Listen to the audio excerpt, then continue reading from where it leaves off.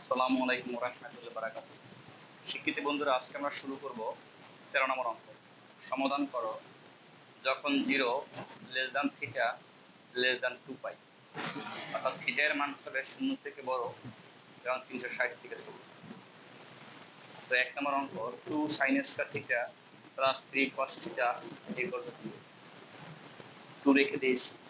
sin স্কয়ারের সূত্র লিখেছি 1 minus cos square theta plus 3 cos theta equal two.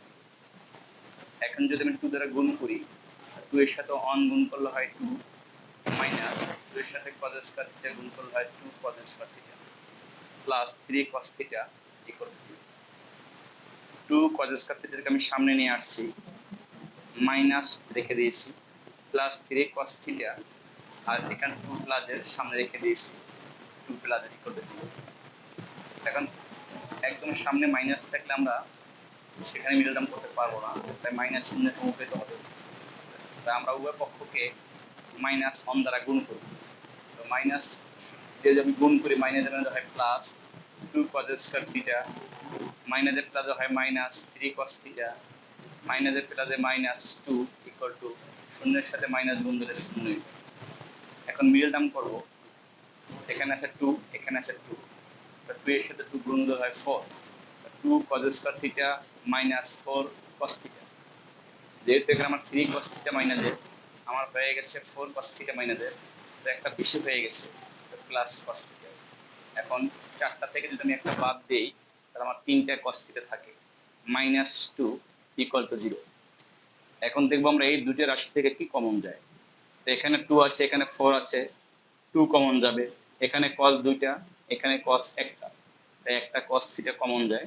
তো এখান থেকে একটা cos থিটা মাইনাস 2 দ্বারা 4 কে ভাগ করলে হয় 2, আর যেহেতু আমার একটা cos থিটা ছিল, একটা cos থিটা কমন চলে গেছে, এখানে আর cos থিটা থাকে না। প্লাস এর রাশির ভিতরে কিছুই কমন যায় না, তো এখানে কিছু কমন না গেলে থাকে 1, তো 1 থাকলে হয় cos থিটা মাইনাস 2। এখন আমরা দেখব cos থিটা মাইনাস 2 এবং cos থিটা মাইনাস 2 এই দুটো মিলে গেছে, এই দুটো একটা ভিতরে থাকবে, আর 2 cos থিটা প্লাস 1 একটা ভিতরে থাকবে। 2 cos থিটা প্লাস 1 এবং cos theta minus 2 equal to 0, যেটা মিলে গেছে একটার ভিতরে আর বাকিগুলো একটার ভিতরে। তো আমরা জানি কতগুলো রাশির গুণফল শূন্য হলে ওরা প্রত্যেকে আলাদা আলাদা শূন্য হয়। এখানে একটা রাশি এবং একটা রাশি, দুটো রাশি গুণফল শূন্য, তাহলে হয় 2 cos theta plus 1 equal to 0 অথবা cos theta minus 2 equal to 0।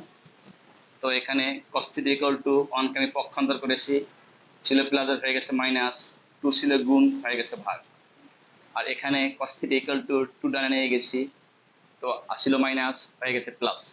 কিন্তু ইহা গ্রহণযোগ্য নয়, কারণ cos থিটা এর মান 1 অপেক্ষা বড় হতে পারে না, কারণ আমাদের চার্টে cos থিটার মান 2 নেই, সর্বোচ্চ 1। তো এখানে 1 এর থেকে বেশি হয়ে গেছে, তাই এটা গ্রহণযোগ্য হবে না। তো এখন cos theta equal to minus half এর জন্য থিটা এর মান নির্ণয় করি। তো যেহেতু cos থিটা এর মান ঋণাত্মক, এখানে মাইনাস 2 তার মানে ঋণাত্মক, এবং 0 less than theta less than 2 পাই, 0 থেকে বড় এবং 360 ডিগ্রি থেকে ছোট হবে পাই এর মান, তাই থিটা এর অবস্থান হবে দ্বিতীয় অথবা তৃতীয় চতুর্ভাগে।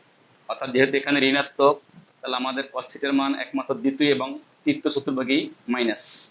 থিটা এর অবস্থান দ্বিতীয় চতুর্ভাগে হলে cos theta equal to minus half, তো cos theta equal to cos pi minus pi by 3।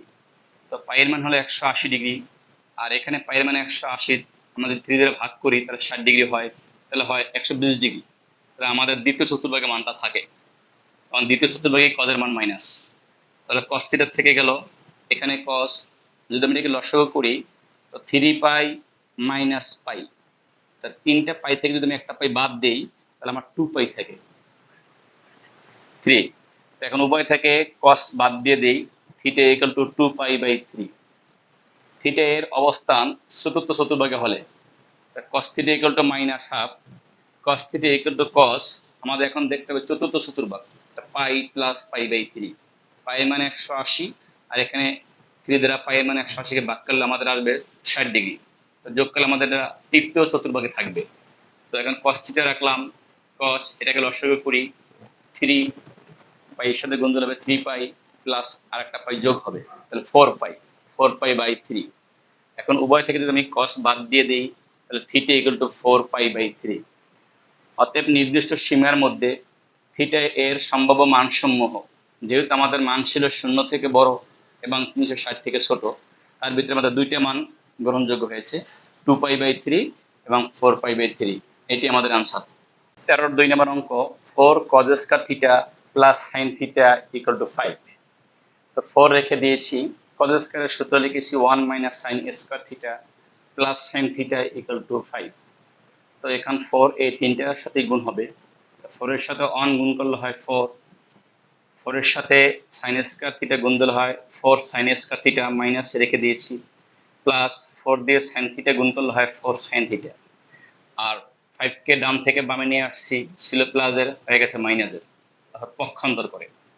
এখন minus 4 sine square theta plus 4 sine theta, এখানে 4 প্লাসের 5 মাইনাসের, তো 5 থেকে যদি আমি 4 বাদ দিয়ে দিই মাইনাসের 1 থাকে ইকুয়াল 0।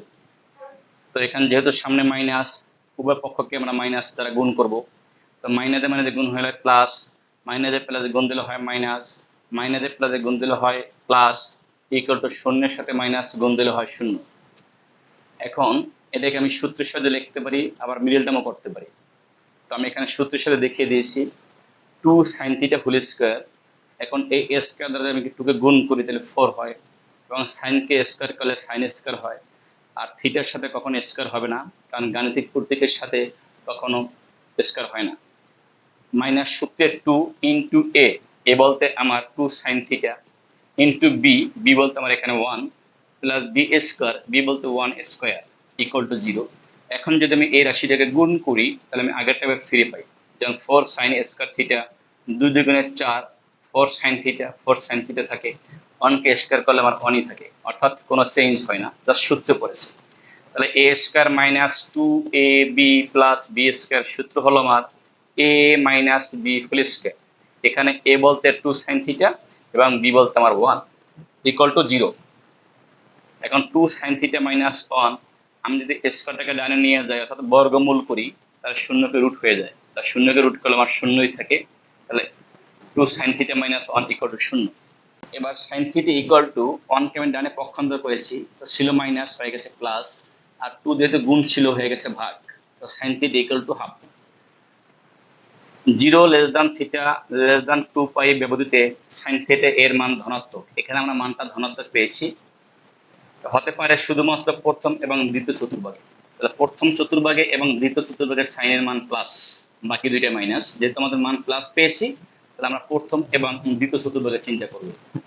প্রথম চতুর্ভাগের ক্ষেত্রে sine theta equal to half, sine theta equal to sine pi. পাইয়ের মান যেহেতু 180, 6 দ্বারা ভাগ করলে আমার 30 ডিগ্রি হয়, তাহলে প্রথম চতুর্ভাগেই থাকে। তো sine theta equal to sine pi হলে উভয় থেকে সাইন বাদ দিয়ে দিই, তাহলে থিটা ইকুয়াল টু পাই/6।